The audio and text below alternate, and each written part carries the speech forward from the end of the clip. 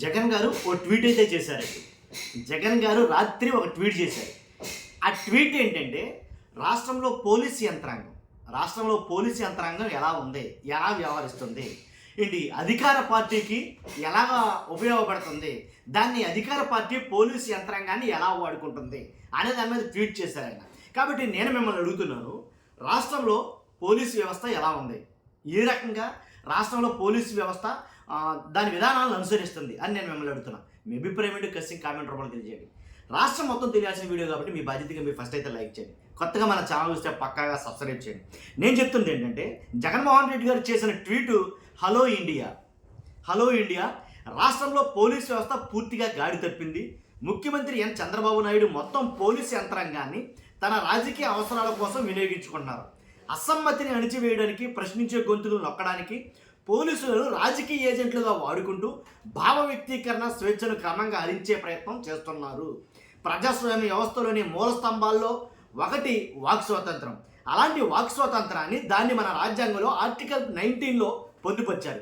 అయితే ప్రస్తుతం ముఖ్యమంత్రి చంద్రబాబు నేతృత్వంలోని టీడీపీ కూటమి ప్రభుత్వం అనుసరిస్తున్న విధానాల వల్ల ప్రజలకు రాజ్యాంగం కల్పించిన హక్కులకు భంగం వాటిల్లే పరిస్థితి వచ్చింది. ఇంకా చెప్పాలంటే భారత రాజ్యాంగ స్ఫూర్తి ప్రమాదంలో పడుతుంది. ఆ స్థాయిలో విమర్శకులను భయపెట్టడానికి, ప్రతిపక్షాల గొంతు నొక్కడానికి, ప్రభుత్వ తప్పిదాలు ఎత్తి చూపించే వారిని బెదిరించడానికి మొత్తం పోలీసు యంత్రాంగాన్ని ఒక రాజకీయ ఆయుధంగా వాడుతున్నారు. టీడీపీ కూటమి ప్రభుత్వ వైఫల్యాలు, మోసం, అవినీతి, దగ, ఇంకా ప్రజా వ్యతిరేక పాలనను ఎత్తి చూపే ప్రయత్నం చేస్తున్న సోషల్ మీడియా కార్యకర్తలను, సాధారణ పౌరులపైన రాజకీయ కక్ష సాధింపు, నిరంకుశ వైఖరి, బెదిరింపులు కొనసాగుతున్నాయి. తీవ్ర అధికార దుర్వినియోగంతో చాలా దారుణంగా అయితే వ్యవహరిస్తున్నారు. ఆ బరితెగింపు ఇప్పుడు మరింత ఎక్కువై పరిధి దాటుతోంది. తమ ప్రభుత్వ వైఫల్యాలు, తప్పిదాలు ఎత్తి చూపుతూ అందుకు బాధ్యులైన తమ పార్టీ నాయకులపై సోషల్ మీడియాలో పోస్టులు పెట్టినా, అలాంటి వాటిని ఫార్వర్డ్ చేసినా ఏమాత్రం సహించలేకపోతున్నారు. వెంటనే తమ పార్టీ నాయకులు, మద్దతుదారులతో ఉద్దేశపూర్వకంగా ఫిర్యాదు చేయిస్తున్నారు. ఆ ఫిర్యాదులు రావడమే ఆలస్యం అన్నట్లుగా పోలీసులు శరవేగంగా స్పందిస్తున్నారు. చట్టవిరుద్ధంగా కోర్టులు అనేక సందర్భాల్లో తప్పుపట్టినా కూడా ఏమాత్రం పట్టించుకోకుండా పూర్తి ఏకపక్షంగా కక్ష సాధింపుతో పలు సెక్షన్లతో కేసులు నమోదు చేస్తున్నారు. అలా తప్పుడు కేసులు పెడుతూ తప్పుడు ఎఫ్ఐఆర్లు నమోదు చేస్తున్నారు. టీడీపీ కూటమి ప్రభుత్వ అధికార దుర్వినియోగం అంతటితో ఆగిపోవడం లేదు. తమ పార్టీ నాయకులకు ప్రశ్నిస్తూ వారి తప్పులను ఎత్తి చూపుతూ సోషల్ మీడియాలో పోస్ట్ చేసిన అంశాలను కంటెంట్ తొలగించాలని, వారి ఖాతాలను బ్లాక్ చేయడం లేదా సస్పెండ్ చేయాలని ఆదేశిస్తున్నారు. ఆ మేరకు పోలీస్ శాఖ స్వయంగా సామాజిక మాధ్యమ వేదిక సోషల్ మీడియా ప్లాట్ఫామ్లకు నోటీసులు ఇస్తుంది. ఆ విధంగా ఒక వ్యవస్థీకృతంగా సోషల్ మీడియాపై సెన్సార్షిప్ విధిస్తూ ప్రభుత్వ వైఫల్యాలు, అవినీతిపై ప్రజల్లో చర్చ జరగకుండా చూడడం, ఎక్కడా అసమ్మతి గళం వినిపించకుండా ప్రయత్నించడం, ఆ విధంగా భావ వ్యక్తీకరణ స్వేచ్ఛను హరించే దిశలో టీడీపీ కూటమి ప్రభుత్వం పోలీసు యంత్రాంగాన్ని ఏ స్థాయిలో వాడుకుంటుందో అని చెప్పడానికి ఇవన్నీ స్పష్టంగా కనిపిస్తున్నాయి.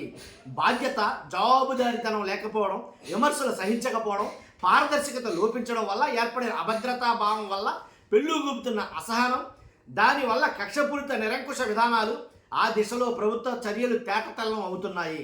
అదే అధికార టీడీపీ తమ సామాజిక మాధ్యమ వేదికల ద్వారా ప్రతిరోజు వైఎస్ఆర్సీపీ నేతలను కావచ్చు, నాయకులు కావచ్చు, అభిమానులు కావచ్చు, కార్యకర్తల మీద కావచ్చు విషం చెమ్ముతూ, విష ప్రచారం చేస్తూ దోషులతో కూడిన దారుణ పోస్టులు పెడుతుంది.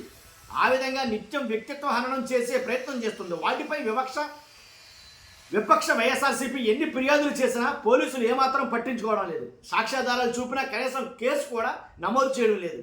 ఎఫ్ఐఆర్లు ఊసే లేదు. ఆ విధంగా రాష్ట్రంలో పోలీసు వ్యవస్థ బాధ్యత మర్చిపోయి ద్వంద్వ ప్రమాణాలతో హేయంగా వ్యవహరిస్తుంది. ఇది ఖచ్చితంగా ప్రజాస్వామ్య విలువలు, రాజ్యాంగం కల్పించిన హక్కులకు భంగం కలిగించడమే కాకుండా ప్రజాస్వామ్య స్ఫూర్తిపైనే దాడి కలిగించే విధంగా భావించాల్సి వస్తుంది.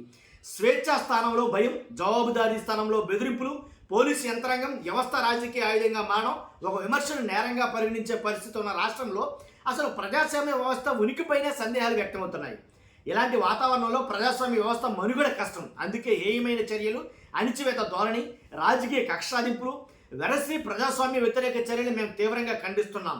అధికార దుర్వినియోగం పాల్పడటం, పోలీసు రాజకీయ ఆయుధంగా వాడుకోవడం, ఆ వ్యవస్థను పూర్తిగా గాడి తప్పేలా వ్యవహరించడం, ప్రతిపక్ష గొంతు నొక్కడమే లక్ష్యంగా పనిచేయడం, సోషల్ మీడియాపై నియంత్రణ మొత్తం అసమ్మతిని అణిచివేయడం వంటి చర్యలను రాష్ట్ర ప్రభుత్వం తక్షణమే ఆపాలని జగన్మోహన్ రెడ్డి గారు డిమాండ్ చేస్తున్నారు. దానికి తగ్గట్టుగానే కొన్ని పోస్టులు అయితే పెట్టడం జరిగింది.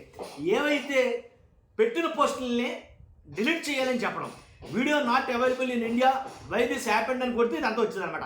కాబట్టి అంటే పోలీసులు వ్యవహరిస్తున్నారు. మరి ముఖ్యంగా సోషల్ మీడియాలో ఎవరైతే ఎక్కువగా యాక్టివ్గా ఉంటారో వాళ్ళ మీద కేసులు పెట్టడం. సోషల్ మీడియాలో పోస్ట్ పెడితే చాలు, లేదా పోస్ట్ ఫార్వర్డ్ చేస్తే చాలు, ఇలా షేర్ చేసినా సరే వాళ్ళ మీద కేసులు పెట్టి లోపలేయడం, ఇవన్నీ కూడా పోలీసులు ఏకపక్ష వైఖరిగా వ్యవహరిస్తున్నారు అని జగన్మోహన్ రెడ్డి గారు తమ ట్వీట్ ద్వారా అయితే కనుక చెప్పలేమన్నారు. మీ అభిప్రాయం ఏంటి? ఇది నిజమేనా? నిజమైతే కనుక కామెంట్ రూపంలో తెలియజేయండి. ఫస్ట్ అయితే లైక్ చేయండి. Thank you very much.